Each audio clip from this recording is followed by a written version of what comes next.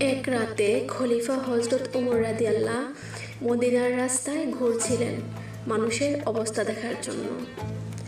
তিনি এক ঘরের পাশে দাঁড়িয়ে শুনলেন এক মা তার মেয়েকে বলছে, মা, দুধে একটু পানি মিশিয়ে দে যেন বেশি হয়। মেয়ে বলল, মা, তুমি জানো না আমিরুল মুমিনিন উমর রাদিয়াল্লাহ বলেছেন দুধে পানি মেশানো নিষিদ্ধ, এটা ধোঁকা।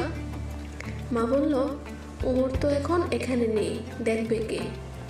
মেয়ে শান্তভাবে বলল, উমর না থাকলেও আল্লাহ তো আছেন, তিনিই দেখছেন। হজরত উমর রাদিয়াল্লাহ সব কথা শুনলেন, কিছু না বলেই ফিরে গেলেন।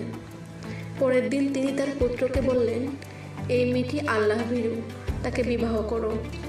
সে মেয়ে পরবর্তীতে ইসলামের ইতিহাসে এক মহান বংশের জননী হন। তার বংশ থেকেই পরে জন্ম নেন হজরত উমর ইবনে আব্দুল আজিজ রাদিয়াল্লাহ, যিনি ছিলেন দ্বিতীয় উমর নামে খ্যাত, অত্যন্ত ন্যায়পরায়ণ ও আল্লাহভীরু খলিফা।